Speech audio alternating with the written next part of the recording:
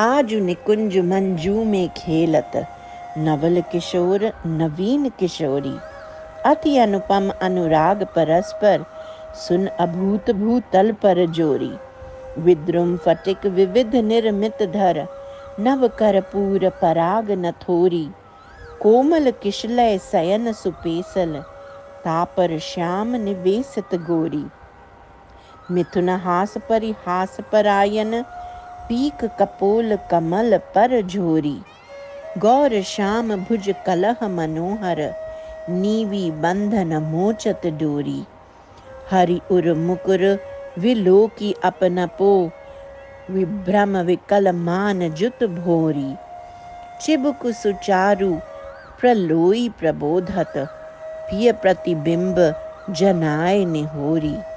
नेति नेति वचनामृत सुनि सुनि, ललिता दिक देखत दुरि चोरी।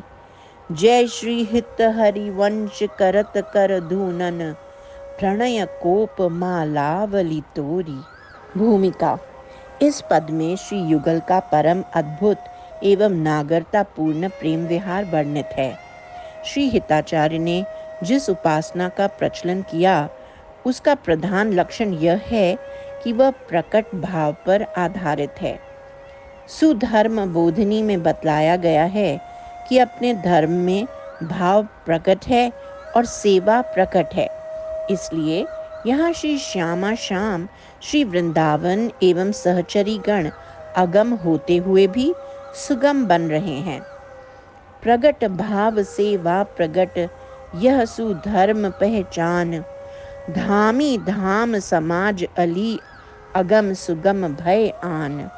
शास्त्रों ने श्री श्यामा श्याम की स्थिति अनादि अनंत बतलाई है। द्वापर के अंत में इन दोनों का धरातल पर अवतीर्ण होना माना जाता है और नियत काल के बाद उनका अंतर्धान भी पुराणों में वर्णित है। किंतु विक्रम की 16वीं शती में जो रसिक महानुभाव अवतीर्ण हुए, उन्होंने अपने उपास्य स्वरूप का प्रगट मानकर, भूतल स्थित मानकर उपासना की एक नई विधा का जन्म दिया। उसी काल में श्री हित महाप्रभु ने अपने आराध्य श्री श्यामा श्याम के भूतल स्थित स्वरूप का प्रकट किया। श्री ध्रुवदास ने बतलाया है कि नवकिशोर अत्यंत सुकुमार, परस्पर अंशों पर भुजा रखे हुए एवं प्रेम रस से ओतप्रोत जोरी युगल श्री हरिवंश के प्रगट की। नव किशोर सुकुमार तन, मृदु भुज मेले अंश। जोरी सनी स्नेह रस, प्रगट करी हरिवंश। प्रस्तुत पद में श्री हिताचार्य ने अपनी जोरी को भूतल पर अभूत बतलाया है। इसका अर्थ यह है कि नित्य अनादि अनंत होते हुए भी यह जोड़ी उनके पूर्व किसी को दृष्टिगोचर नहीं थी, किसी के नेत्रों का विषय नहीं थी। उसको नेत्रों का विषय बनाने का श्रेय श्री हिताचार्य को है। व्याख्या। श्री हित सखी अपनी कृपा पात्र सखी से कहती हैं कि आज परम सुंदर श्री वृंदावन निकुंज मंदिर में नवल किशोर श्री श्याम सुंदर एवं नवीन किशोरी श्री वृषभानुनंदिनी खेल रहे हैं, अर्थात प्रेम क्रीड़ा में रत हैं। इन दोनों में परस्पर अत्यंत अनुपम अनुराग है, अर्थात इन दोनों के परस्पर प्रेम के समान प्रेम अन्यत्र कहीं देखने में नहीं आता।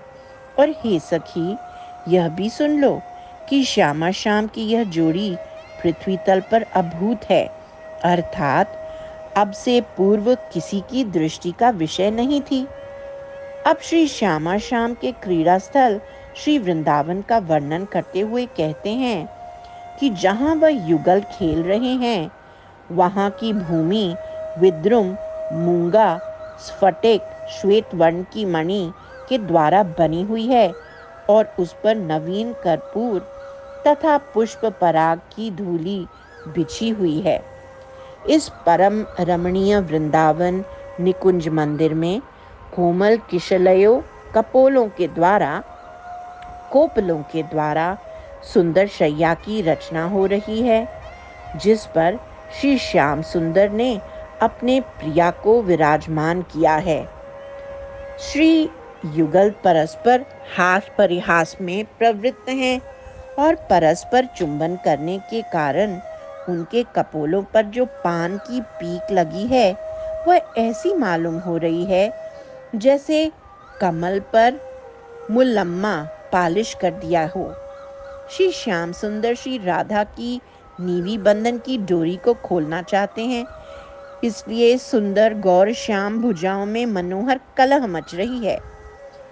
इस लीला विलास के मध्य में श्री राधा की दृष्टि अचानक श्री श्याम सुंदर के दर्पण के समान स्वच्छ एवं उज्जवल वक्षस्थल पर पड़ती है और उसमें अपना प्रतिबिंब देखकर परम भोली श्री राधा उसको अन्य किसी रूपवती रमणी का प्रतिबिंब समझकर भ्रम में पड़ जाती हैं और विकल बनकर मान युक्त हो जाती हैं।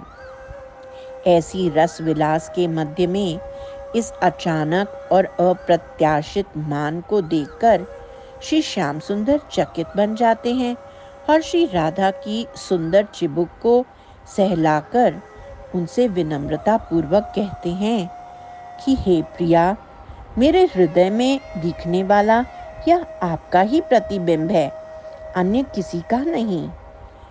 किंतु प्रियतम के अनुनय विनय एवं समझाने पर भी मानवती श्री प्रिया के ऊपर उसका कोई प्रभाव नहीं पड़ता और वे ऐसा नहीं है, ऐसा नहीं है, इस प्रकार के वचनामृत बोलने लगती हैं। श्री राधा की उस समय की प्रणय कोप से रंजित अद्भुत मुख छवि को देखकर एवं उनके प्रेम गर्व से भरे हुए वचनों को सुनकर ललितादिक सखीगण छिपकर कुंज भवन के छिद्रों में से इस अद्भुत सुख को देखने लगती हैं।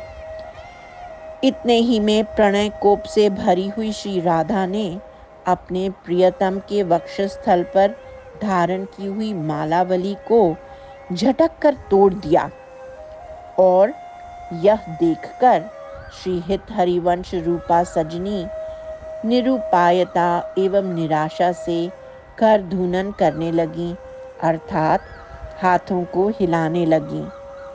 श्री प्रिया के सहज वामा स्वरूप के हित सजनी भली भांति परिचित हैं। आज बहुत अनुनय विनय करके एवं अपने प्रियतम में वामता न करने के लिए समझा बुझाकर उन्होंने श्री प्रिया को निकुंज मंदिर में पधराया था, किंतु प्रेम की लपेट में पड़कर श्री प्रिया सब कुछ भूल गईं और अपने प्रियतम के प्रति पूर्ण वामता का आचरण ही कर दिया। उनकी वामता जब यहाँ तक बढ़ गई कि उन्होंने अपने प्रियतम के गले में धारण की हुई मालावली को तोड़ दिया, तब श्री हित सजनी निरुपाय बनकर अपनी दोनों हथेलियों को फैलाकर हाथों को हिलाने लगी। मुख से कुछ न बोलकर अपने हाथों के इस संकेत से उन्होंने यह व्यक्त किया कि हे स्वामिनी, मेरी इतनी अनुनय विनय एवं समझाने बुझाने के बाद भी आपने अपने सर्वथा अनुकूल एवं अनन्य व्रती प्रियतम के प्रति यह कठोर व्यवहार ही कर दिया।